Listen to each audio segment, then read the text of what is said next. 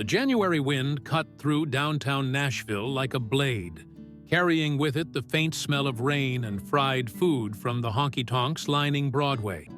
Jake Patterson pulled his black security jacket tighter around his broad shoulders as he stood outside the employee entrance of the Bridgestone Arena, watching the early evening crowd begin to gather. At 38 years old, his face carried lines that seemed too deep for his age. Creases around his eyes that came not from laughter, but from squinting against the Afghan sun and the weight of memories he couldn't shake. The arena loomed above him, its massive structure a stark contrast to the intimate venues where he usually worked.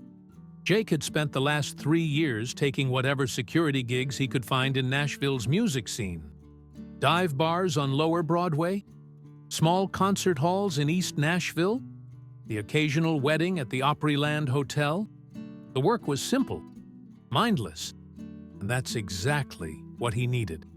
Stand at the door, check IDs, break up the occasional drunk argument, go home. No decisions that mattered, no lives hanging in the balance. Tonight was different, though. Tonight was the Music for Our Heroes benefit concert, a star-studded event organized to raise money for veteran support services. Jake had been hired through a temp agency, one of 20 security personnel brought in to handle the expected crowd of 15,000. The irony wasn't lost on him. A broken veteran providing security at an event meant to help broken veterans. "Patterson!" a sharp voice cut through his thoughts. Dale Richardson, the head of arena security, a thick-necked man in his 50s with a permanent scowl, walked toward him with a clipboard. "You're assigned to the Northwest Corridor, sections 114 through 118. Show starts at 7:30. Doors open in 20 minutes. You know the drill. No recording devices, no bottles. Watch for intoxication. Got it?" "Got it," Jake replied, his voice flat and professional. He'd learned in the Army that the best response was always the simplest one. Dale studied him for a moment, his expression softening slightly. "Hey, I know this might be complicated for you, this being a veteran thing and all. You gonna be okay?" Jake's jaw tightened. He hated when people did that. That careful tone, that cautious concern, as if he were a bomb that might detonate at any moment. "I'm fine," he said, meeting Dale's eyes. "Just point me where you need me." Dale nodded, seemingly satisfied, and moved on to brief the next guard. Jake exhaled slowly, watching his breath fog in the cold air. "Fine." That word had become his default answer to everything. "How are you doing, Jake?" "Fine." "How was your day?" "Fine." "Do you want to talk about it?" "I'm fine." His phone buzzed in his pocket. He pulled it out to see a text from Rachel, his wife of 14 years. "Lily has soccer practice until 8. I'll pick up dinner. Don't know when you'll be home." Not a question, just a statement. That's what their communication had become. Logistics without emotion, coordinates without connection. He typed back, "Probably late. It's a big event." He stared at the screen, wanting to add something more. Something real. "I miss you. I'm sorry. I don't know how to be the person I was." Instead, he just hit send and pocketed the phone. Jake entered the arena through the employee entrance, passing through the concrete underbelly of the venue. Narrow hallways painted industrial gray, the distant sound of sound checks echoing through the space. He took the elevator up to the main concourse and made his way to his assigned section. The arena was slowly coming to life. Concession workers stocked beer coolers and arranged hot dogs on roller grills. Ushers in red vests gathered near their stations, laughing and chatting. Through the entrance tunnels, Jake could see the stage being set up, a massive American flag backdrop, instruments positioned carefully, lighting rigs being tested in bursts of color. He positioned himself at the top of section 116, where he had a clear view of both the entrance and the seats below. People began filing in. families with children waving miniature American flags, older couples in their Sunday best, groups of young people in cowboy boots and hats. The crowd was diverse, united by their love of country music and, tonight, their support for veterans.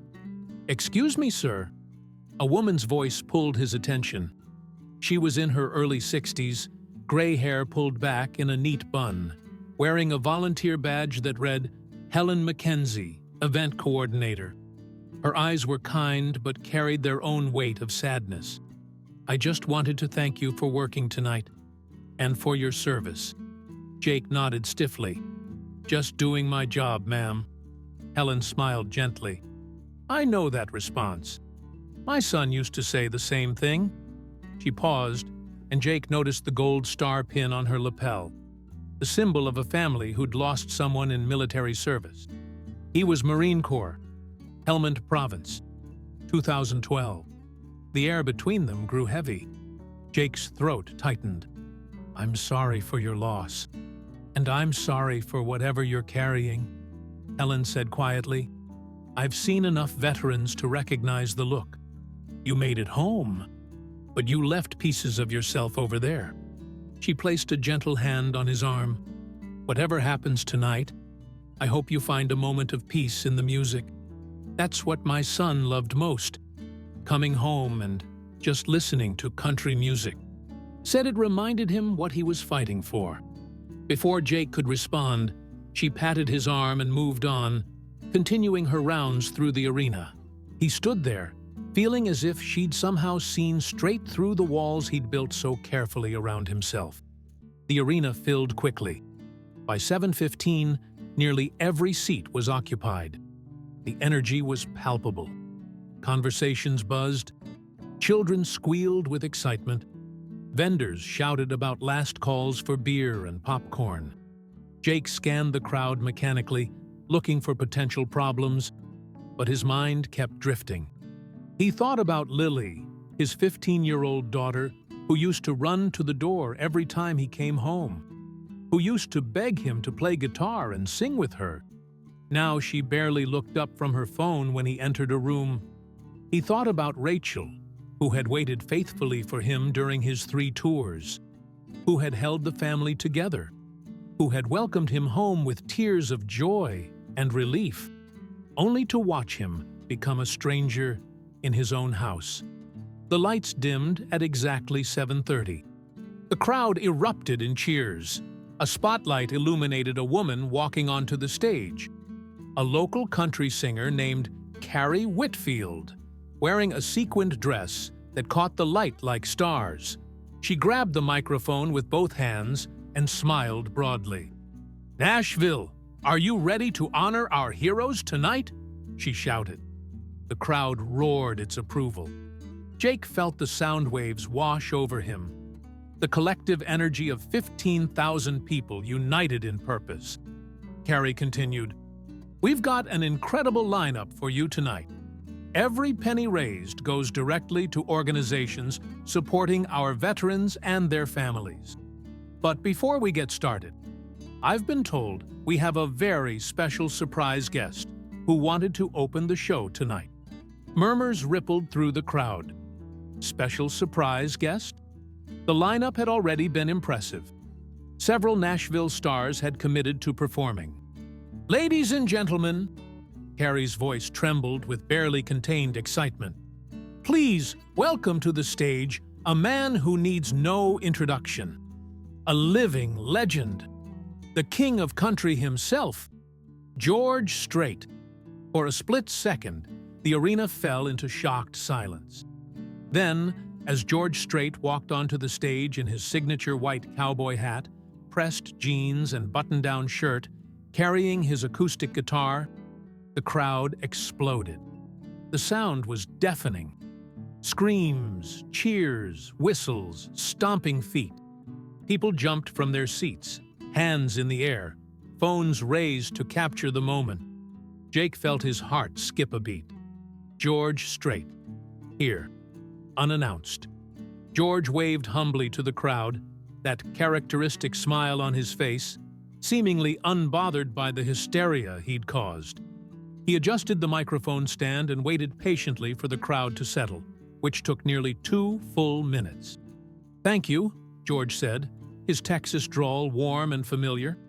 "I appreciate that. You know, when Helen Mackenzie called me about this event, told me what it was for, I cleared my schedule. There's nothing more important than taking care of the men and women who've sacrificed for this country." Another wave of applause. George nodded, letting it fade naturally. "I'm going to start with a song that's always meant a lot to me. It's about carrying memories, about the things that stay with us. I think a lot of our veterans here tonight understand that better than most." He began to play, and the opening chords of "Carrying Your Love With Me" filled the arena. His voice, still strong and pure after decades of performing, wrapped around each word with effortless grace. Jake stood frozen at his post, his professional demeanor cracking. This song, he'd listened to it 1,000 times. In his truck, driving to base. In his head during long patrols. On his iPod during those endless nights in Afghanistan when sleep wouldn't come. It had made him think of Rachel, of Lily, of home. "Baby, all I know to do is carry your love with me. I'll carry your love with me." The memories came flooding back, uninvited and overwhelming. Rachel standing in the driveway, Lily in her arms, waving goodbye as his unit deployed. The letters Rachel sent every week, decorated with Lily's drawings. The photograph he kept in his vest pocket. Rachel and Lily at the beach, both laughing, Rachel's dark hair blowing in the wind, Lily missing her 2 front teeth. He'd carried their love with him. Through Kandahar, through Helmand, through missions he couldn't talk about, and nights he couldn't forget. He'd carried it like armor, like a talisman, like the only thing keeping him human in the middle of hell. But somewhere along the way, he'd lost the ability to carry it back to them. George's voice soared through the arena, and Jake watched the crowd. A man in an army jacket 3 rows down had tears streaming down his face. A woman held her husband close, both of them swaying to the music. An elderly veteran saluted quietly from his seat, his weathered hand steady against his temple. Jake's vision blurred. He blinked hard, forcing the tears back. Not here, not now. He had a job to do. But as George Strait moved into the second verse, Jake felt something crack inside him. A fissure in the wall he'd built between who he'd been and who he'd become. The music reached into that space, into the dark corners where he'd locked away his emotions, his pain, his guilt. "I carry your love with me, darling. Through the years, you're in my heart every single day." When was the last time he'd truly been in Rachel's heart? When was the last time he'd been present in Lily's life? Really present. Not just physically there, but emotionally available. The song ended, and the arena erupted again. George smiled, nodded his thanks, and transitioned seamlessly into Troubadour. Then, I Cross My Heart. Then, The Chair. Each song was a masterclass in country music, each one resonating with different people in different ways. Jake watched it all from his post, doing his job mechanically while his internal world shifted. He saw Helen Mackenzie standing near the stage, tears on her cheeks, mouthing the words to every song. He saw young couples holding hands, older veterans standing tall with pride, children dancing in the aisles. After 45 minutes, George Strait played his final chord and addressed the crowd one more time. "Thank you, Nashville. Remember, these men and women gave everything for us. The least we can do is be there for them when they come home. God bless our veterans, and God bless America." The standing ovation lasted 5 minutes.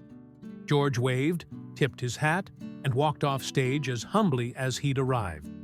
As the next performer took the stage and the crowd settled back into their seats, Jake stood in his assigned spot, his hands trembling slightly. The show would go on for another 2 hours, but something fundamental had shifted in him. George Strait's unexpected appearance, those songs, the raw emotion in the arena, it had broken through his defenses in a way nothing else had in 3 years. He pulled out his phone and looked at Rachel's text again. Then, with shaking fingers, he typed, "I love you. I'm sorry I haven't shown it. I want to do better." He stared at the message for a long moment before hitting send. 3 dots appeared immediately. Rachel was typing. His heart pounded as he waited. The response came, "We love you too, Jake. We just want you back." Jake closed his eyes, gripping the phone like a lifeline. The arena swirled around him, music, laughter, applause. But all he could hear was the echo of George Strait's voice and the quiet promise he was making to himself. "I'll carry your love with me, and I'll find my way home." The concert ended at 10:30, and Jake's shift didn't finish until the arena was cleared and secured at nearly midnight. He helped usher out the last stragglers, checked bathrooms for forgotten items, and did a final sweep of his section. The arena, so alive with energy just hours before, now felt cavernous and hollow, the silence punctuated only by the distant sounds of cleanup crews and the rumble of garbage carts. Dale Richardson found him near the exit. "Good work tonight, Patterson. No incidents in your section. We've got 2 more events this week if you want the hours." "I'll take them," Jake said. The extra money would help, but more than that, he needed the structure. Empty hours were dangerous. They left too much room for thinking. Thursday and Saturday, same rate. Be here by 5. Dale paused. "That thing with George Strait was something, wasn't it? I've been doing this for 20 years, and I've never seen a crowd reaction like that." "It was special," Jake agreed, his voice neutral, though his chest still felt tight from the emotional weight of the evening. He walked out into the cold January night. The parking lot was nearly empty now, just a few scattered vehicles and the arena staff heading home. Nashville's downtown skyline glittered in the distance. The AT&T building, locals still called it the Batman building, standing tall against the dark sky. The temperature had dropped, and Jake's breath clouded in front of him as he walked toward his truck, a 2008 Ford F-150 that had seen better days. He was halfway across the parking lot when he heard it, the sound of a guitar. Not recorded music, but live playing, slightly off-key and tentative. He followed the sound around the corner of the arena to a small alcove near the loading docks. A young man sat on an upturned milk crate, hunched over an acoustic guitar that looked like it had traveled hard miles. He was in his mid-20s, wearing a thin jacket inadequate for the cold, a baseball cap pulled low, and scuffed boots. A guitar case lay open in front of him with a few dollar bills and scattered change. The young man was playing Amarillo by Morning, another George Strait classic, his fingers finding the chords with practiced familiarity, even if his voice wavered on the high notes. Jake stopped, standing in the shadows, listening. The kid was good. Not great, but there was something earnest in his playing. Something hungry? Jake recognized that hunger. He'd felt it once, a lifetime ago, when he dreamed of playing music professionally before the Army had given him a different path. The song ended, and the young man looked up, noticing Jake for the first time. He straightened, defensive. "I'm not trespassing. Public space. Just playing for tips." "I didn't say anything," Jake said, stepping into the light. "You're pretty good." The tension eased slightly from the young man's shoulders. "Thanks. I'm Daniel. Daniel Cooper." He gestured to the guitar case. "Not exactly killing it tonight, but it's honest work." "Jake Patterson." Jake moved closer, looking down at the meager collection of bills. "You play out here every night?" Most nights, sometimes lower Broadway. But there's so much competition down there. After big events here, sometimes people are in a good mood, feeling generous. Daniel smiled wryly. Tonight, after George Strait showed up, I thought maybe people would be throwing money around. Turns out they threw it all at the charity. That was the point of the concert, Jake said, but his tone wasn't harsh. I know. And that's good. I'm not complaining. Daniel adjusted his grip on the guitar. You work here? Security.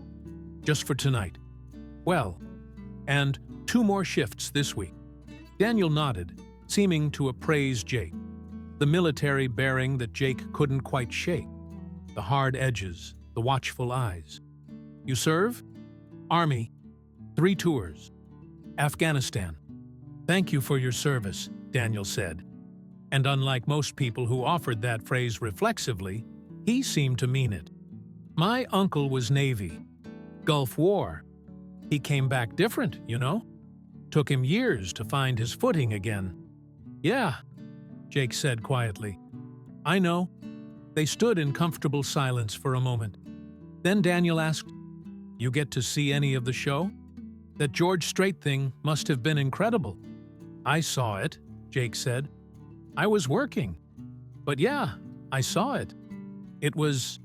He struggled for words that didn't reveal too much. It was powerful. Man, I would have killed to see that. George Strait is the reason I play country music. My dad used to play his albums constantly when I was growing up in Kentucky. Oceanfront Property. Does Fort Worth ever cross your mind? All the classics. When Dad died 5 years ago, the only thing I kept was his vinyl collection and the guitar. Daniel strummed a soft chord. Been trying to make it in Nashville ever since. That's a hard road, Jake observed. The hardest, Daniel agreed. But what else am I going to do? Go back to Lexington and work at the auto plant like everyone else? This is the dream, you know? Maybe it's stupid. Maybe I'll never make it. But at least I'm trying. Jake felt something stir in his chest. Admiration, maybe, or envy. Here was someone pursuing something despite the odds, putting himself out there, refusing to give up. Jake had given up on so much. On music, on connection, on hope. Play something else, Jake said suddenly. Daniel looked surprised. Yeah? Any requests? Dealer's choice. Daniel thought for a moment, then began playing I Cross My Heart. His voice was rougher than George Strait's, less polished. But there was sincerity in every word. Jake listened, and once again the lyrics cut through him. And I cross my heart and promise to give all I've got to give to make all your dreams come true. Had he done that? Had he given all he had to Rachel and Lily? Or had he held back the most important parts of himself, locked them away where they couldn't be touched or hurt? When Daniel finished, Jake reached into his wallet and pulled out 2 $20 bills, far more than he could afford to spare. But something compelled him. He dropped them into the guitar case. Daniel's eyes widened. Man, you don't have to. Take it, Jake said. Keep playing. Keep trying. The world needs people who haven't given up on their dreams. Thank you, Daniel said, genuine gratitude in his voice. Really? This helps more than you know. Jake nodded and turned to leave, but Daniel called after him. Hey, Jake, if you ever want to talk, or just listen to some music, I'm here most nights. Not much of a social life when you're broke in Nashville. He grinned. But I play a mean guitar. I might take you up on that, Jake said, surprising himself. He walked to his truck, started the engine, and sat for a moment, letting it warm up. His phone showed a message from Rachel. Lily's asleep. I'm still up if you want to talk when you get home.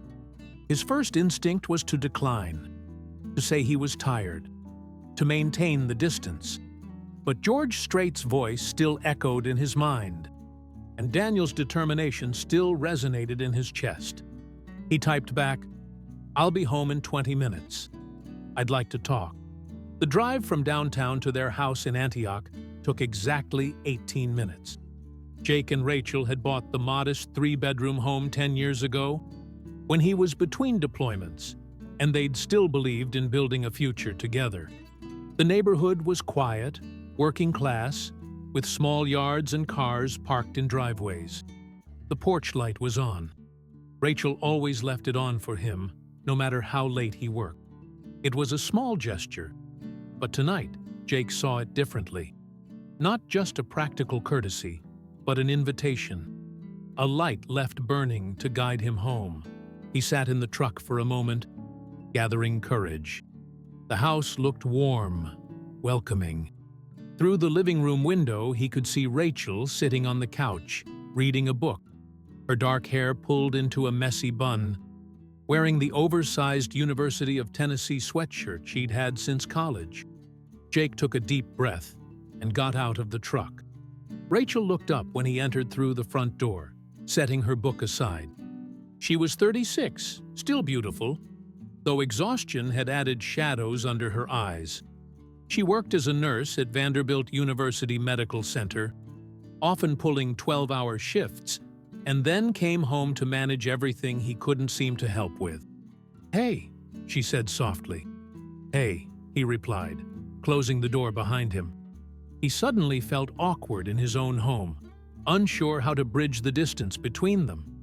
Rachel patted the couch beside her. "Sit with me." He crossed the room and sat, leaving a small gap between them. Not far, but not close either. They'd become experts at maintaining that careful distance. "How was the concert?" Rachel asked. "It was good. Big turnout. Raised a lot of money for veteran services." He paused. George Strait showed up. Rachel's eyes widened. "George Strait? Really?" Unannounced. Walked on stage at the start of the show. The crowd went crazy. Jake's hands fidgeted with the zipper of his jacket. He played "Carrying Your Love With Me." Rachel's breath caught. She knew that song. She knew what it had meant to them during his deployments. "Jake," she said gently, "what's going on? Your texts tonight, they felt different." He looked at her then, really looked at her. The woman who had loved him through everything, who had stood by him when he left and welcomed him when he returned, who had held their family together while he fell apart. "I don't know how to do this," he admitted, his voice rough. "I don't know how to be the person I was before. I came back, but I left pieces of myself over there, and I don't know how to function without them." Tears welled in Rachel's eyes. "I know. I've watched you struggle. I've tried to help, tried to reach you, but you've shut me out completely." "I didn't want to burden you with it," Jake said. "The things I've seen, the things I've done, you shouldn't have to carry that weight." "That's not your decision to make," Rachel said, her voice firm despite the tears. "I'm your wife, Jake. For better or worse, remember? I want to carry it with you, but you won't let me. You've been gone for 3 years, even though you're sitting right here in our house every day." The truth of her words hit him like a physical blow. He had been gone, present in body, absent in every way that mattered. "Lily asked me last week if you still loved us," Rachel continued, her voice breaking. "Your 15-year-old daughter doesn't know if her father loves her. Do you understand how much that hurts? How much it hurts both of us?" Jake felt wetness on his cheeks and realized he was crying. "God, Rachel, I love you both so much. I love you so much it terrifies me. Over there, every time we went out on patrol, every time we encountered the enemy, all I could think was that I might never see you again. I watched friends die. I held dying men in my arms, and I was so scared that one day it would be me, and I'd never come home to you." He wiped his face roughly. "Then I did come home, and I realized I brought all that fear with me. I'm afraid all the time now. Afraid that if I let myself feel everything again, it'll destroy me. Afraid that if I let you in, you'll see how broken I am and you'll leave. Afraid that I don't deserve this house, this family, this life, when so many good men didn't make it home. Rachel moved closer, closing the gap between them, and took his hands in hers. Jake, listen to me. You are not broken beyond repair. You're hurt. You're traumatized. But you're not beyond help. But you have to let us help you. You have to let me in. I don't know how, he whispered. One step at a time, Rachel said. One conversation at a time. One moment of honesty at a time. She squeezed his hands. Tonight, this right now, this is a start. This is the most you've opened up to me in 3 years. They sat there on the couch, hands intertwined, tears flowing, finally acknowledging the chasm that had grown between them. I want to get help, Jake said. Real help. Therapy, whatever it takes. I want to be present for you and Lily. I want to be the husband and father you deserve. We don't need you to be perfect, Rachel said. We just need you to try. We need you to be here with us. Really here. Jake pulled her into an embrace, holding her tightly, breathing in the familiar scent of her shampoo. She wrapped her arms around him, and they held each other in the quiet living room, the first real connection they'd shared in years. I'm sorry, he murmured into her hair. I'm so sorry. I know, she whispered back. I know. They stayed like that for a long time, finding comfort in each other's presence. Outside, the January wind rustled the bare trees. Inside, something old began to heal, and something new began to grow. Finally, Rachel pulled back slightly to look at him. Tomorrow, we'll start looking for a therapist who specializes in PTSD. And you're going to start talking to Lily, really talking to her. She needs her dad. Okay, Jake agreed. Tomorrow. That night, Jake slept better than he had in years. Rachel curled against him in their bed. It wasn't a miracle cure. The nightmares didn't disappear, and the weight on his chest didn't vanish. But for the first time since coming home, he felt like he wasn't carrying it alone. And in his dreams, instead of explosions and screams, he heard George Strait singing about carrying love, about promises made and kept, about finding your way home. Thursday came cold and overcast, with clouds hanging low over Nashville like a gray blanket. Jake woke early out of habit. 6 years in the Army had rewired his internal clock to reveille time. Rachel had already left for her shift at the hospital, but she'd left a note on the kitchen counter. Proud of you. Love you. Call Dr. Mitchell's office today. She specializes in veteran PTSD. Number below. Jake stared at the phone number, anxiety tightening his chest. Making the call felt like admitting defeat, like confirming that he was broken.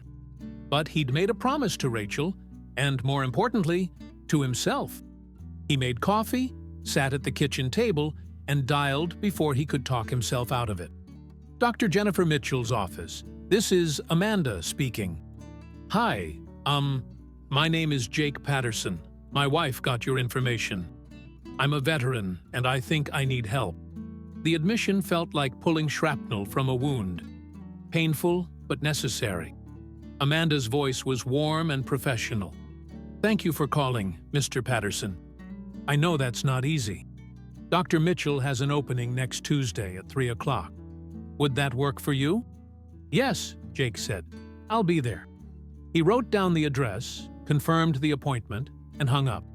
The simple act of making the call left him exhausted, but also slightly lighter, as if he'd set down a weight he'd been carrying. Lily emerged from her room around 8:30, still in pajamas, her blonde hair, Rachel's color, not his dark brown, tangled from sleep.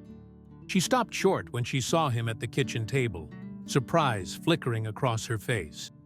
You're home, she said, a statement tinged with question. I am, Jake replied. I don't have to be at work until 5 today.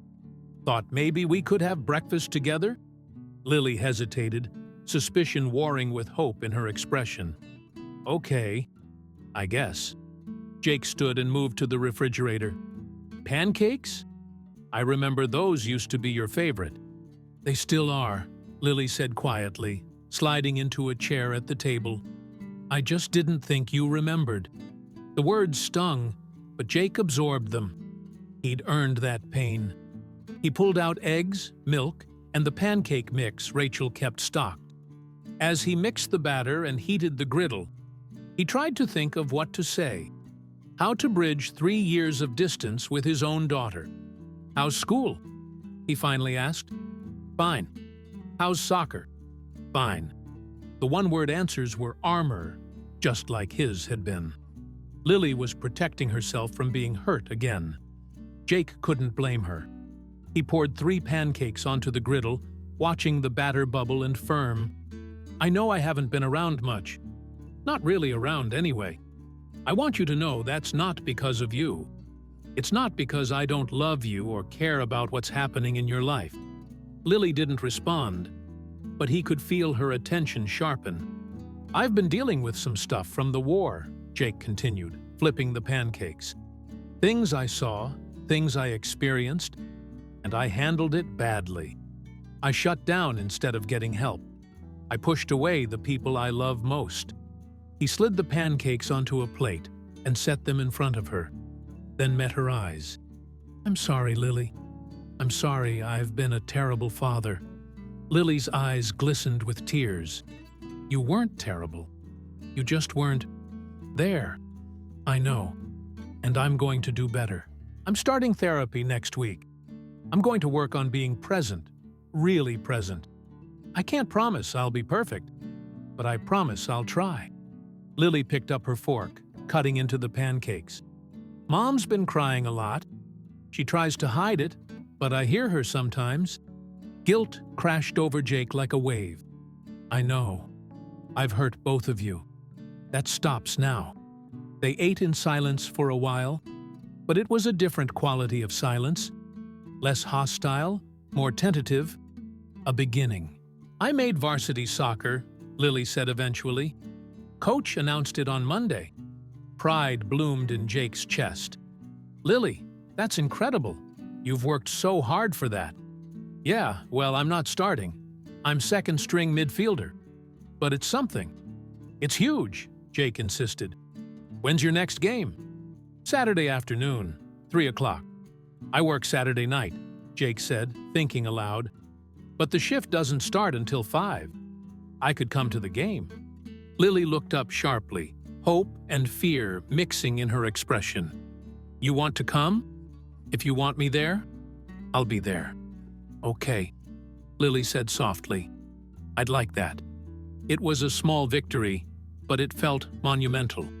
That afternoon, Jake drove back downtown to the arena for his second shift. The event tonight was a contemporary Christian concert, a different crowd than the benefit show. But the work was the same. Dale assigned him to a different section, and Jake fell into the familiar rhythm of checking tickets and monitoring the aisles. During his break, he wandered outside, curious if Daniel Cooper would be in his usual spot. Sure enough, the young musician was there, guitar in hand, playing for the few people trickling in early. Jake, Daniel called out, recognizing him immediately. You came back. Got hired for a few more shifts this week, Jake explained. How's business? Slow, but steady. Made enough for dinner and gas, so I'm calling it a win. Daniel finished the song he was playing and set the guitar across his lap. You got a few minutes? Jake checked his watch. 15 minutes until he needed to be back. Yeah, a few. Good. Daniel reached into his guitar case and pulled out a crumpled flyer. There's this open mic night on Saturday at the Bluebird Cafe. It's kind of a big deal. Lots of industry people show up, talent scouts, sometimes even established artists looking for new material. I got a slot. 7 o'clock. That's great, Jake said, genuinely pleased. Nervous? Terrified, Daniel admitted with a laugh. But it's what I've been working toward. Chances like this don't come around often. He studied Jake for a moment. You should come. I could use a friendly face in the crowd. I've got work that night. Shift starts at 5. The Bluebird is over on Hillsborough Pike. You could probably make it there by 7:15 if you left right at 5. I go on at 7:30. Jake considered. The last thing he expected when he took this security job was to make a friend, especially someone so young and full of optimism. But there was something about Daniel's determination, his refusal to give up on his dreams, that resonated. I'll try to make it, Jake said. No promises, but I'll try. Daniel's face lit up. That would mean a lot, man. Really? They talked for a few more minutes about music, about Nashville, about the grinding difficulty of pursuing something that mattered, despite impossible odds. Then Jake's break ended, and he returned to his post. The shift passed uneventfully. Jake stood at his section, watched the crowd worship through song, and found himself thinking about faith. Not necessarily religious faith, but faith in the broader sense. Faith that things could get better. Faith that broken pieces could be reassembled into something whole. Faith that it wasn't too late to change. Friday morning, Rachel had the day off. She and Jake sat together at the kitchen table, laptop open between them, researching veteran support groups in Nashville. There's one that meets Tuesday evenings at the VA hospital, Rachel said, pointing at the screen. It's specifically for combat veterans dealing with PTSD and reintegration challenges. Jake read through the description. The idea of sitting in a circle with other veterans, sharing stories and struggles, made him deeply uncomfortable. But discomfort seemed to be the price of healing. I'll go, he said. After my first appointment with Dr. Mitchell, I'll start going to the group. Rachel reached across the table and squeezed his hand. I'm proud of you. I know this is hard. It's necessary, Jake replied. I should have done it years ago. That afternoon, Jake drove Lily to soccer practice. She was surprised when he offered, and even more surprised when he parked and got out of the truck. You're staying? She asked. If that's okay, thought I'd watch. A smile tugged at Lily's lips, the first genuine smile she'd given him in recent memory. Yeah, that's okay.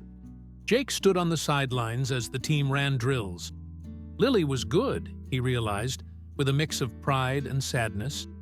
She'd developed skills and confidence in this sport while he'd been emotionally absent. He'd missed so much. Coach Anderson, an energetic woman in her 40s, jogged over during a water break. You must be Lily's dad. I'm Coach Anderson. Jake Patterson. Nice to meet you. Lily's a great player, strong defender, good field awareness. She's got a real future in this if she keeps working. She's dedicated, Jake said, watching Lily laugh with her teammates. She is. And she's been going through some stuff, I think. Teenage years are hard. But lately, the last couple days, she seems lighter, happier. Jake absorbed that, feeling the weight of responsibility and hope. His changes, small as they were already affecting his daughter positively. After practice, Lily climbed into the truck, sweaty and energized. Did you see that assist I made during the scrimmage? I did. That was perfect timing. They drove home talking about soccer, about her teammates, about the upcoming game on Saturday. It was the longest conversation they'd had in years, and Jake cherished every word. Saturday morning arrived bright and cold. Jake woke with nervous energy thinking about Lily's game and Daniel's performance at the Bluebird Cafe. He'd committed to both, and he was determined to follow through. The soccer game was at a field in Franklin, a 20-minute drive south of Nashville. Jake and Rachel arrived early, staking out a spot on the sideline. Other parents set up folding chairs and blankets. The opposing team from Murfreesboro was already warming up. When Lily's team took the field, Jake spotted her immediately. Number 17, her blonde ponytail bouncing as she jogged. She scanned the crowd, and when she found them, her face broke into a wide smile. She waved. Jake waved back, his heart full. The game was intense. Lily didn't start, as she'd warned, but she got subbed in during the second half. Jake watched her play with fierce concentration, tracking opposing players, intercepting passes, communicating with her teammates. She was part of something, contributing, thriving. In the 73rd minute, Lily stole the ball from a Murfreesboro midfielder and sent a perfect pass forward to her striker, who scored. The crowd erupted. Jake jumped to his feet, cheering louder than anyone. Lily looked toward the sideline, grinning, and pumped her fist. They won 2-1. After the game, Lily ran over, still buzzing with adrenaline. "Did you see that assist? Did you see it?" "I saw it," Jake said, pulling her into a hug despite her sweaty uniform. "You were amazing." Rachel hugged her next. "So proud of you, sweetheart." "We're going for pizza to celebrate," Lily announced. "The whole team. Can we go?" Jake checked his watch. 4:15. He needed to be at the arena by 5, and he wanted to try to make Daniel's performance at 7:30. "You and Mom go celebrate," Jake said. "I've got to get to work. But I'm so proud of you, Lily. You played your heart out." Lily's face fell slightly. "Oh, okay." "Hey," Jake said, tilting her chin up to meet his eyes. "I was here. I saw you play. I'll be at the next game too. I promise." "Okay," Lily said, her smile returning. "Thanks for coming, Dad. Wouldn't have missed it." Jake made it to the arena by 4:55, changed into his security uniform, and took his post. Tonight was a country music showcase featuring several up-and-coming artists. The crowd was smaller than the benefit concert, maybe 8,000 people, but enthusiastic. Dale found him during the opening act. "Patterson, you've done good work this week. Want me to put you on the regular rotation for events?" It wasn't full-time, but it was steadier than temp work. "Yes, sir. I appreciate it. You've got the right temperament for this. Calm, professional. We need that." At exactly 7 o'clock, Jake approached Dale. "Sir, I have a personal commitment at 7:30. Any chance I could leave a few minutes early? I'll make up the time on my next shift."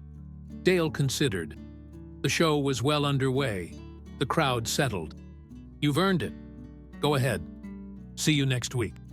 Jake changed quickly and drove across town to the Bluebird Cafe, a legendary venue tucked into a strip mall on Hillsborough Pike.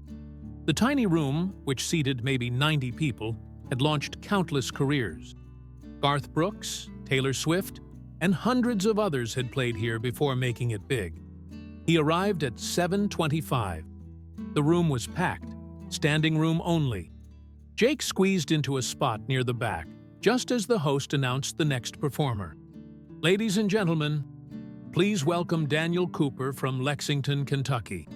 Daniel walked to the small stage area, guitar in hand, looking nervous but determined. His eyes scanned the crowd, and when he spotted Jake, relief washed over his face. He nodded slightly, a silent thank you for showing up. "Hi, everyone. I'm Daniel Cooper, and I'm going to play a couple original songs for you tonight. This first one is called Fading Photographs. It's about holding on to memories of people we've lost." He began to play, and the room fell silent. The song was good, genuinely good. The lyrics spoke of a father's worn work boots still sitting by the door, of Sunday mornings and church bells, of love that outlasts life. Daniel's voice carried honest emotion, and his guitar work was confident. Jake felt the lyrics resonate. He thought of the soldiers he'd lost, the photographs he kept of men who would never grow old. He thought of how he'd been fading from his own family's life, becoming a ghost in his own home. When Daniel finished, the applause was warm and appreciative. He played one more song, Highway Home, about the journey back to the things that matter. Then his set ended, and the next performer took the stage. Jake waited outside after the show. Daniel emerged 20 minutes later, guitar case in hand, practically floating. "You made it!" Daniel exclaimed. "I can't believe you made it. I told you I'd try." "You were really good, Daniel. Those were strong songs." "Yeah?" Daniel's eyes shone with hope. "You really think so?" "I know so. That room was listening. That's not easy to do at an open mic." "A guy gave me his card," Daniel said, pulling a business card from his pocket like it was made of gold. "He works A&R for a small label. Wants me to send him recordings. Jake, this could be something." "That's fantastic," Jake said, meaning it. They stood in the parking lot. Two men from different generations bonded by music and struggle, and the simple fact of showing up for each other. "Thank you for being here," Daniel said seriously. "I know you don't know me that well, but having you in that crowd, it meant something." "You remind me of something I'd forgotten," Jake admitted. "That it's worth trying. That it's worth putting yourself out there even when you're scared." Daniel smiled. "We're both trying, aren't we? Just in different ways." "Yeah," Jake agreed. "I guess we are." He drove home through the Nashville night, past the neon lights of Broadway, past the dark Cumberland River, past the neighborhoods climbing the hills. When he arrived home, Rachel and Lily were on the couch watching a movie, a bowl of popcorn between them. "How was the show?" Rachel asked. "Good," Jake said. "Really good." "Come watch with us," Lily offered, patting the cushion next to her. Jake smiled and joined his family on the couch. Lily leaned against his shoulder. Rachel took his hand, and they watched the movie together. Ordinary, simple, perfect. Outside, the January night was cold and dark. Inside, Jake Patterson was finally beginning to feel warm. Tuesday afternoon arrived with a mixture of freezing rain and sleet, the kind of miserable weather that made Nashville's winter feel far colder than the thermometer suggested. Jake sat in his truck in the parking lot of Dr. Jennifer Mitchell's office, a small professional building in Green Hills, watching the wipers struggle against the ice accumulating on his windscreen. He was 10 minutes early for his 3 o'clock appointment. Every instinct told him to start the engine and drive away, to avoid the excavation of trauma that waited inside that building. But he thought of Rachel's face when he told her about the appointment, the cautious hope in her eyes. He thought of Lily cheering at her soccer game, looking into the stands to make sure he was there. He turned off the truck and went inside. The waiting room was quiet and professionally neutral. Beige walls, soft lighting, a water feature trickling in the corner. The receptionist, Amanda, who he'd spoken with on the phone, smiled warmly. "Mr. Patterson, Dr. Mitchell is ready for you. Just through that door." Dr. Jennifer Mitchell was in her early 50s, with kind eyes behind wire-rimmed glasses and an air of calm competence. Her office was more personal than the waiting room. Bookshelves lined with psychology texts and novels, a window overlooking a small garden, comfortable chairs arranged to encourage conversation rather than the clinical distance of a desk. "Jake," she said, standing to shake his hand. "Thank you for coming. I know this isn't easy." "No, ma'am, it's not," Jake admitted, settling into the chair she indicated. "Let's start simple. Tell me what brought you here." Jake took a deep breath. "My wife and daughter are losing patience with me. I've been back from Afghanistan for 3 years, and I still can't function like a normal person. I'm distant, I'm shut down, and I'm destroying my family." "You served 3 tours?" "Yes, ma'am. 2009, 2011, and 2013. Army infantry." Saw combat in all 3 deployments. Dr. Mitchell nodded, making a note. And when you came home the final time, how did you feel? Relieved, grateful, guilty. The words came haltingly. Relieved to be alive and home. Grateful I still had a family. Guilty that I made it when so many didn't. Survivor's guilt is extremely common among combat veterans, Dr. Mitchell said gently. Tell me about the guilt. And so Jake talked. Haltingly at first, then with increasing momentum, he talked about things he hadn't spoken aloud in years. He talked about Trevor Daniels, his platoon sergeant, who'd been killed by an IED in 2011, leaving behind a wife and 3 kids. He talked about Bobby Chen, barely 22 years old, who'd died in Jake's arms after a firefight in Kandahar. He talked about the faces he saw in his nightmares, both friend and enemy, all of them dead. He talked about the hypervigilance that made him scan every room for exits, the way sudden noises sent him into fight or flight mode, the nightmares that woke him sweating and gasping. He talked about the emotional numbness he'd cultivated as a survival mechanism, and how it had calcified into a permanent wall between him and the people he loved. Dr. Mitchell listened without judgment, occasionally asking clarifying questions, creating a space where Jake's pain could exist without shame. What you're describing is classic PTSD, she finally said. Post-traumatic stress disorder. The hypervigilance, the nightmares, the emotional numbing, the survivor's guilt. These are all recognized symptoms of trauma response. Jake, there is nothing weak or broken about what you're experiencing.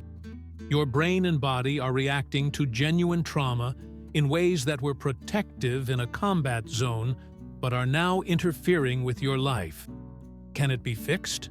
Jake asked, his voice rough. Healed, yes. With work. It won't be quick, and it won't be easy. But you can absolutely learn to manage these symptoms and reconnect with your life and your family. She leaned forward. Are you willing to do that work? Yes, Jake said without hesitation. Whatever it takes.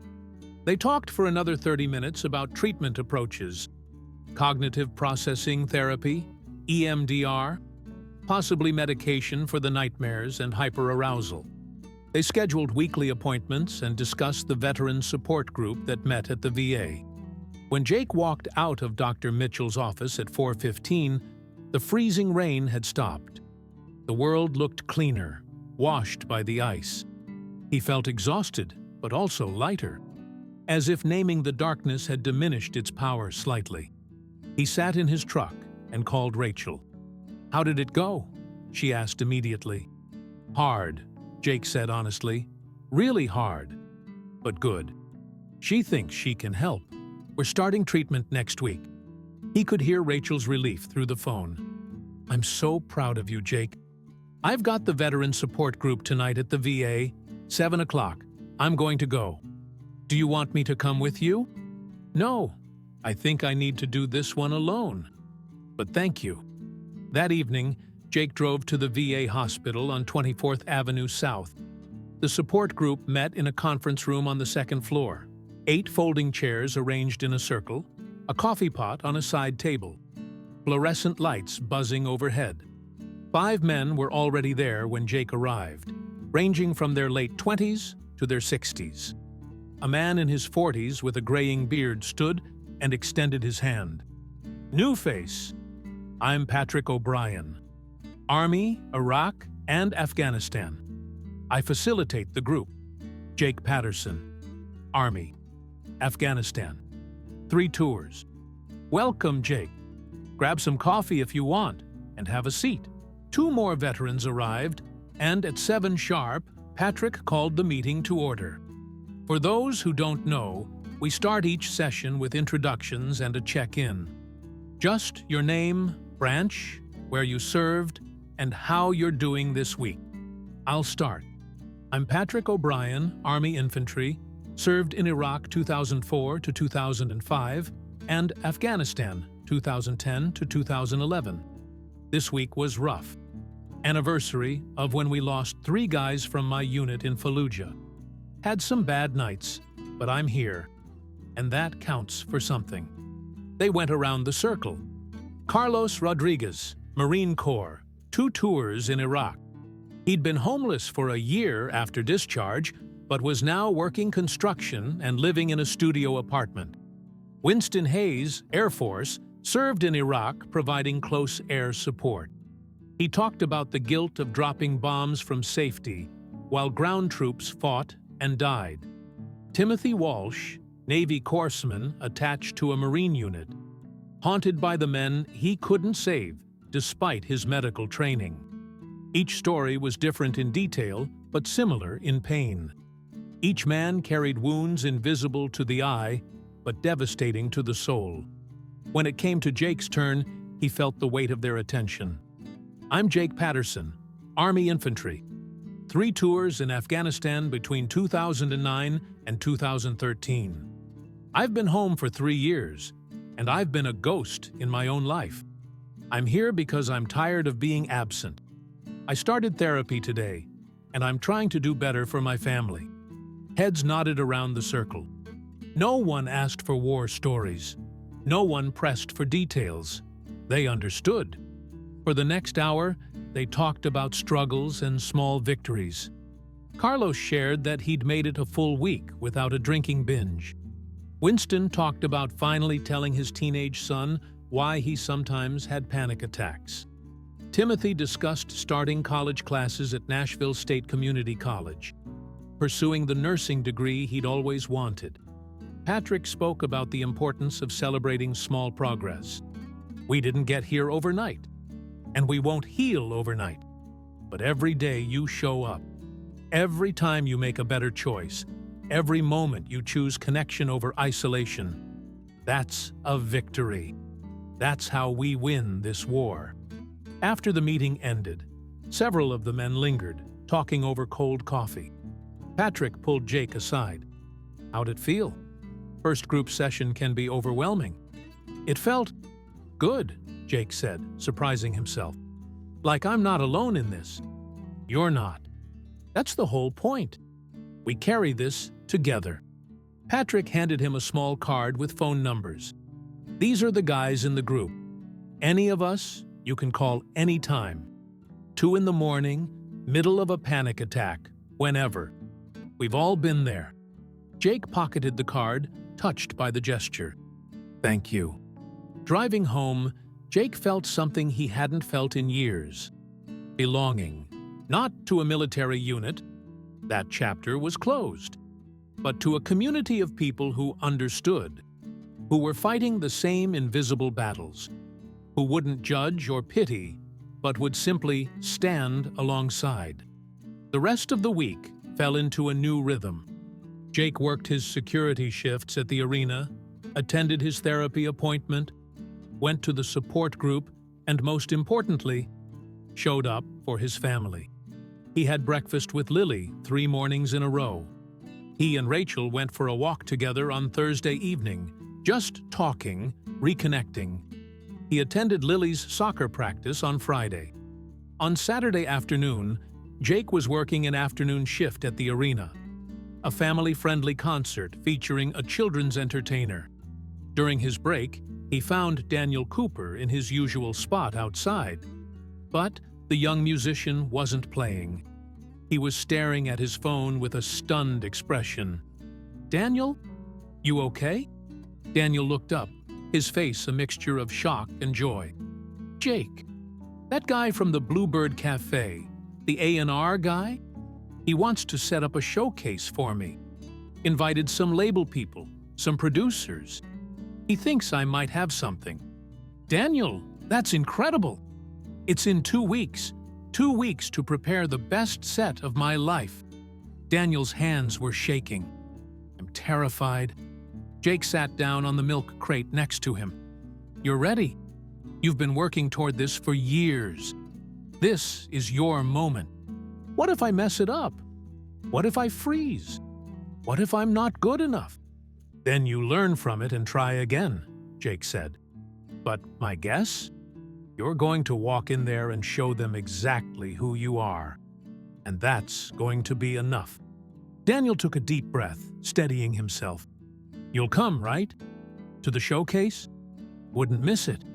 They sat together for a while, watching people stream into the arena. Two men at different crossroads, but united in the act of choosing to move forward, despite fear. Sunday morning, Jake woke to find Rachel already up, making pancakes in the kitchen. Lily was setting the table, still in her pajamas. It was a scene of ordinary domestic life, the kind Jake had thought lost to him forever. Family breakfast, Rachel announced. I thought we could all eat together before I have to go to work.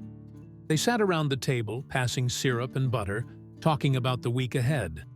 Lily had a big English test on Tuesday. Rachel was training a new nurse. Jake mentioned the showcase for Daniel. Can we go? Lily asked. To support your friend? Jake looked at Rachel, who smiled and nodded. I'd like that, he said. He'd like that too. I'll get the details. After breakfast, Rachel left for her shift, and Lily retreated to her room to finish homework. Jake found himself alone with his guitar for the first time in years. It sat in the corner of their bedroom, dusty and neglected. He picked it up, feeling the familiar weight, the smooth wood. He strummed a chord, out of tune. He spent 20 minutes tuning it, muscle memory returning. Then he began to play Carrying Your Love With Me, the Strait song that had started this whole journey.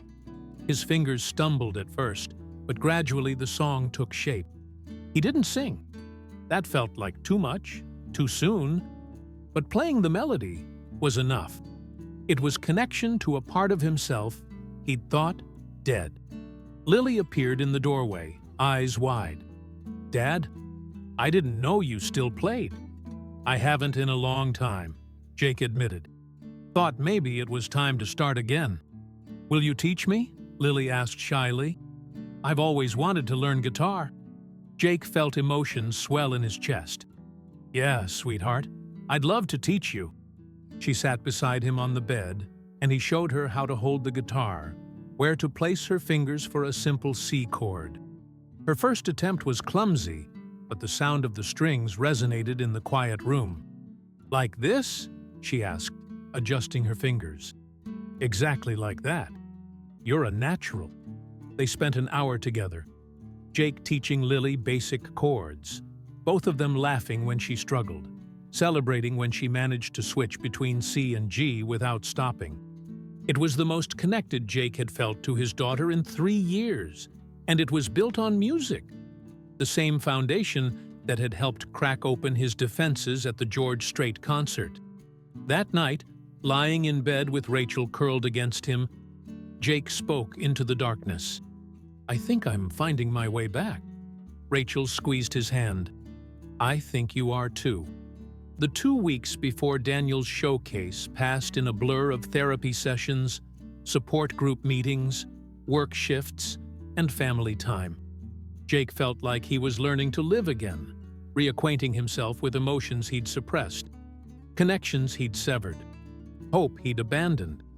Dr. Mitchell helped him develop coping strategies for the PTSD symptoms that still flared. When hypervigilance kicked in at the crowded arena, he practiced grounding techniques. 5 things he could see, 4 he could touch, 3 he could hear. When nightmares woke him gasping, he used breathing exercises to calm his racing heart. Progress was incremental, 2 steps forward and 1 step back. But it was progress nonetheless. The veteran support group became an anchor point in his week.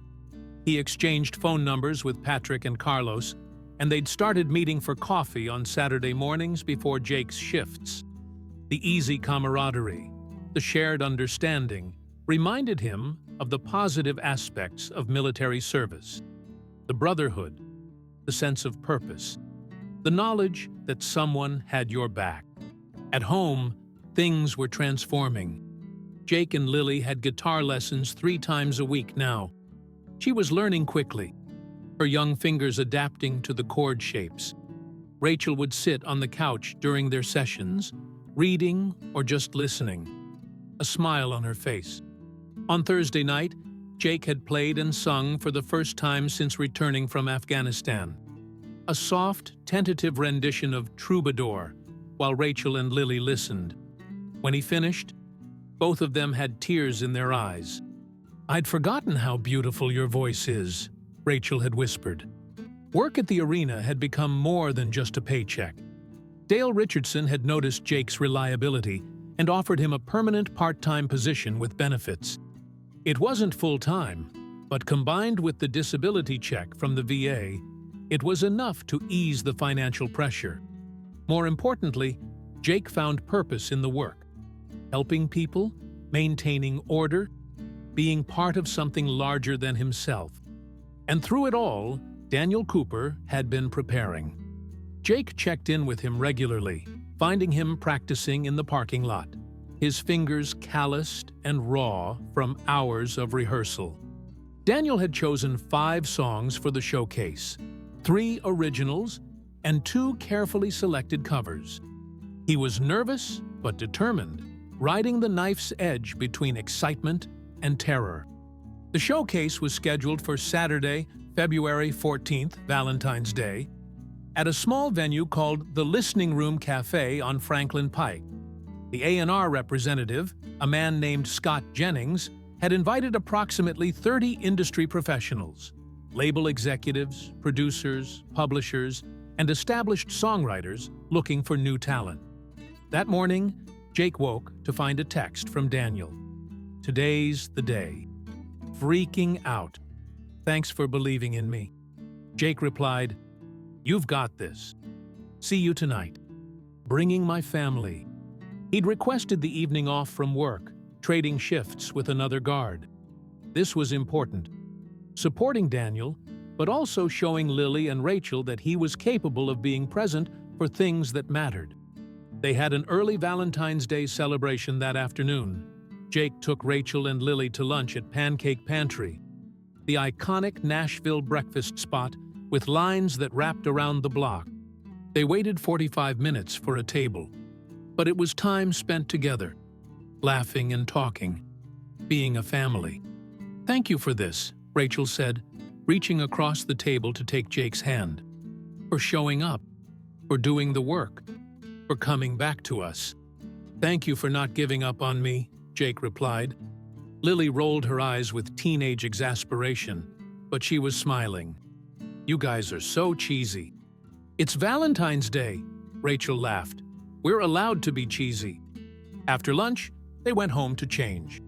The showcase started at 7, and Jake wanted to arrive early to see Daniel beforehand. At 6:30, the Patterson family, Jake, Rachel, and Lily, walked into the Listening Room Cafe. The venue was more upscale than the Bluebird, with better acoustics and professional lighting, but it held the same intimate atmosphere. Industry professionals were already gathering, drinks in hand, conversations buzzing with insider talk of deals and contracts. Jake found Daniel backstage, a small green room with a couch, mirror, and folding table with bottled water. The young musician was pacing, his guitar propped in the corner, his face pale with anxiety. "Jake," Daniel said, relief flooding his features. "You came. You actually came. Told you I would. Daniel, this is my wife Rachel, and my daughter Lily." "Nice to meet you," Daniel said, shaking their hands. "Jake's told me about you both." "He's told us about you too," Rachel said warmly. "We're excited to hear you play." "I'm terrified I'm going to vomit on stage," Daniel admitted. "You're not going to vomit," Jake said firmly.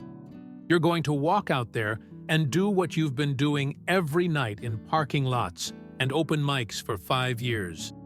You're going to play from your heart, and these people are going to recognize genuine talent when they hear it." Daniel took a shaky breath. "What if they don't like it?" "Then they're wrong," Lily said suddenly. Everyone turned to look at her. She shrugged. "My dad doesn't give his time to just anyone. If he believes in you, you must be good." Daniel laughed, tension breaking slightly. From the mouths of teenagers. Okay, I can do this. You can do this, Jake confirmed. Scott Jennings, the A&R representative, poked his head into the green room. Daniel? 5 minutes. The room's packed. Good energy out there. 5 minutes, Daniel echoed, looking like he might actually vomit. Jake gripped his shoulder. Remember, they're not judging you. They're discovering you. Big difference. Now go show them who Daniel Cooper is. The Patterson family found seats near the middle of the room. The venue held about 100 people, and it was nearly full. Industry professionals, music lovers, and a few supporters like themselves. The lights dimmed, and Scott Jennings took the small stage. Good evening, everyone. Thank you for coming.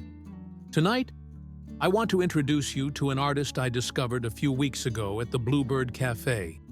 He's got something special, authentic storytelling, solid songwriting, and a voice that comes straight from the heart of country music. Please welcome Daniel Cooper.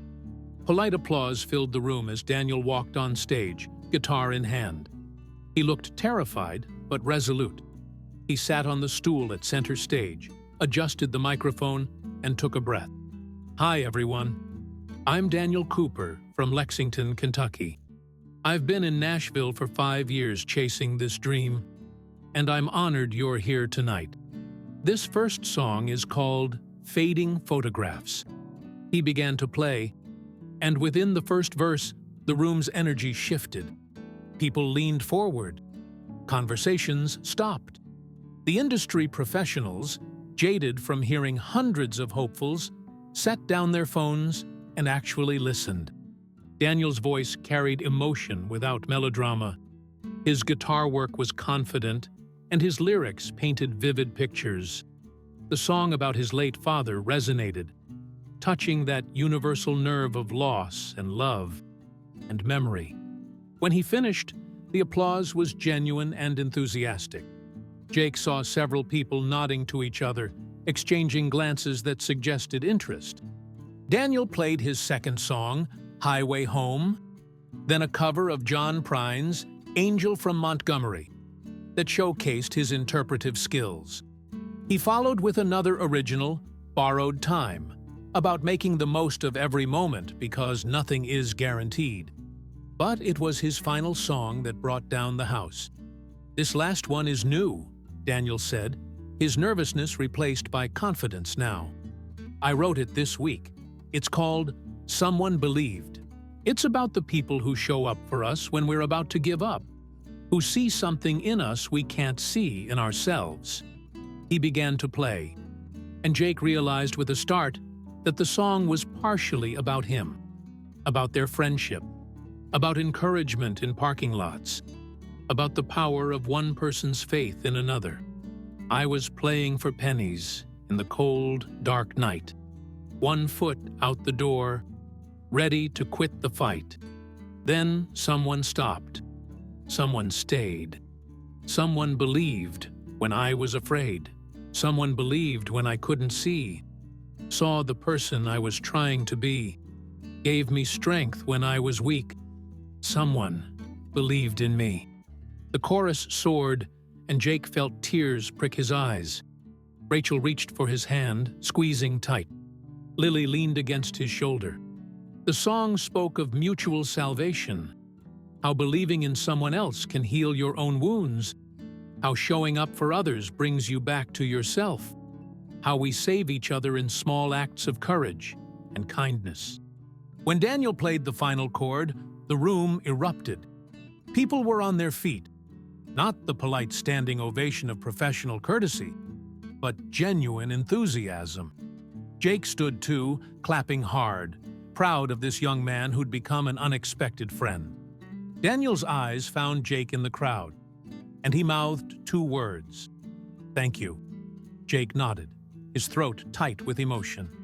After the showcase, the green room became a hub of activity. Industry professionals lined up to talk to Daniel, exchange cards, discuss opportunities. Jake, Rachel, and Lily watched from the doorway as Daniel navigated the attention with humble grace. Scott Jennings emerged from the crowd and approached Jake. "You're his friend, right? The one he mentioned?" "Jake Patterson." "Yes, sir." "Scott Jennings. I wanted to thank you. Whatever you did, whatever support you gave him, it made a difference. That last song, Someone Believed, that's a hit. I can feel it." "He did the work," Jake said.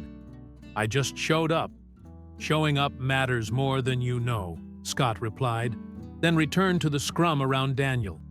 An hour later, as the crowd thinned, Daniel finally broke free and joined the Pattersons. He was glowing, overwhelmed, slightly dazed. "3 labels want to meet with me," he said, disbelief in his voice. 3 actual labels. "And 2 publishers want to talk about my songwriting." "Jake, this is happening. This is actually happening." "Because you're talented and you didn't give up," Jake said. "Proud of you, Daniel." Daniel pulled him into a tight hug. "I meant what I said in that song. You believed in me when I needed it most. I won't forget that." They walked out of the listening room into the cold February night. Nashville's skyline glittered against the dark sky, full of promise and possibility. "Can we get ice cream?" Lily asked. "I know it's freezing, but I want to celebrate." "Ice cream it is," Rachel agreed. They piled into Jake's truck, all 4 of them, because Daniel didn't have a car, and Jake offered to drive him home, and headed to Bobby's Dairy Dip, a local institution that stayed open year-round despite the weather. They sat at picnic tables in the cold, eating chocolate-dipped cones and soft-serve sundaes. Breath fogging, fingers freezing, all of them laughing. Daniel told stories about the industry people he'd talked to, mimicking their accents and mannerisms. Lily talked about her upcoming soccer tournament. Rachel shared a funny story from the hospital. Jake just listened, his heart full, present in the moment in a way he hadn't been in years. "This is nice," he said quietly. Rachel leaned her head on his shoulder. "This is everything." They dropped Daniel off at his tiny apartment in East Nashville, a studio barely big enough for a bed and a guitar, and drove home through the quiet streets. Lily fell asleep in the back seat, exhausted from the excitement. Jake carried her inside and up to her room, something he hadn't done since she was small. She stirred as he laid her on the bed. "Love you, Dad," she mumbled, already drifting back to sleep. "Love you too, sweetheart," Jake whispered, pulling a blanket over her. Downstairs, Rachel was making tea. Jake joined her in the kitchen, and they sat together at the table that had witnessed so many silent, painful meals, and was now becoming a place of connection again. "I've been thinking," Jake said, "about going back to school, maybe studying music therapy or counseling, combining music with helping veterans. There's a program at Belmont University." Rachel's eyes lit up. "Jake, that's a wonderful idea. It would take time, years probably. And money we don't really have. We'll figure it out," Rachel said. "If it's something you're passionate about, we'll make it work. You have GI Bill benefits. We'll apply for scholarships. We'll do what we need to do." Jake felt possibility opening up before him. Not just survival, but purpose. Not just getting through each day, but building towards something meaningful. "When did you become so wise?" he asked, smiling. "I've always been wise," Rachel teased. "You were just too shut down to notice." They laughed, and it felt like healing. 3 months later, on a warm May evening, Jake stood in the parking lot of the Bridgestone Arena before another benefit concert for veterans. But this time, he wasn't working security. He was performing. Patrick O'Brien from the support group had organized a pre-show segment featuring veteran musicians. 5 vets, 5 songs, sharing their stories through music. Patrick had asked Jake to participate, and after weeks of terror and preparation, Jake had agreed. Backstage, the other veteran performers gathered. A Marine who played banjo, an Air Force pilot who sang opera, a Navy veteran who performed spoken-word poetry, and a former Army medic who played piano. Jake's guitar felt both familiar and foreign in his hands. He'd been practicing for months, working with Dr. Mitchell on managing the performance anxiety, attending the support group faithfully, building the resilience needed to put himself out there. Rachel, Lily, and Daniel sat in the front row. Helen Mackenzie, the event coordinator who'd lost her son, stood in the wings, giving him an encouraging thumbs up. The arena was packed, 18,000 people this time, even bigger than the Strait concert that had started everything. When Jake's turn came, he walked onto the massive stage, the lights bright and hot, the crowd a sea of faces.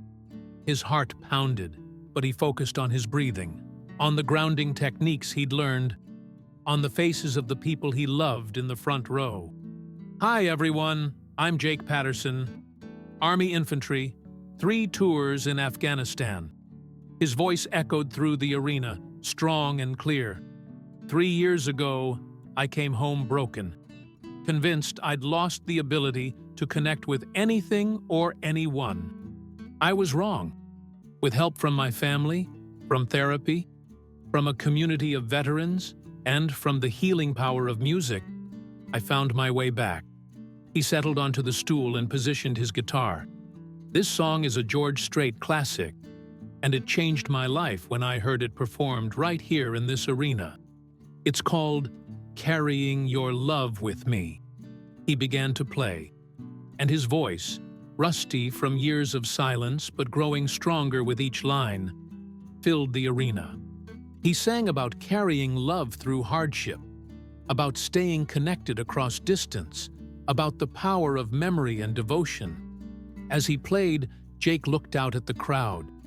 He saw Rachel crying, Lily filming on her phone with tears streaming down her face, Daniel standing and applauding. He saw veterans throughout the crowd, recognizing their own stories in the song. He saw Helen Mackenzie mouthing the words, honoring her son's memory. And he felt it, the connection he'd thought lost forever, the ability to be vulnerable, to share himself, to trust that showing his scars wouldn't destroy him, but might actually help heal others. When he finished, the ovation was thunderous. Jake stood, bowed, and walked off stage feeling lighter than he had in 6 years. Backstage, Rachel and Lily rushed to him, wrapping him in a tight embrace. "That was beautiful, Dad," Lily said. "I'm so proud of you." "You were incredible," Rachel added, kissing him. "Absolutely incredible." Daniel appeared, grinning. "Man, you've been holding out on me. That was professional quality." "Learned from the best," Jake said, nodding at his young friend. Daniel had signed with a small independent label the week before and was recording his first EP. Someone Believed was slated to be the lead single. Patrick O'Brien clapped Jake on the shoulder. "You did good, brother. Really good." Later that night, after the concert ended and the crowd dispersed, Jake stood outside the arena in the same spot where he'd first heard Daniel playing guitar months ago. The June air was warm, heavy with the promise of summer. Nashville's skyline glowed against the twilight sky. He thought about the journey from that January night when Strait had appeared unannounced on stage to now. He'd traveled miles without leaving Nashville, had fought battles with no weapons but honesty and courage, had found salvation not in dramatic revelation, but in small daily choices to show up, to try, to connect. The road ahead wasn't easy. He still had nightmares sometimes. He still struggled with hypervigilance and anxiety. But he had tools now, support, purpose. He had Rachel and Lily fully back in his life. He had friends like Daniel and Patrick. He had Dr. Mitchell guiding his healing. He had music flowing through him again. He had hope. Rachel appeared beside him, slipping her hand into his. Ready to go home? Jake looked at his wife, at the life they'd built and nearly lost, and we're building again." "Yeah," he said, smiling. "I'm ready." They walked to the truck together, and as they drove through Nashville toward Antioch, toward home, Jake realized something profound. George Strait's surprise appearance hadn't changed his life in a single magical moment, but it had cracked open a door he'd sealed shut, letting in enough light to take a single step. And then another, and another. Recovery wasn't a destination. It was a journey of small moments. A conversation over breakfast, a guitar lesson with your daughter, showing up for a friend's showcase, standing on a stage and singing your truth. It was carrying love with you through the darkness and trusting that eventually you would find your way home. And Jake Patterson, veteran, husband, father, friend, and survivor, was finally home.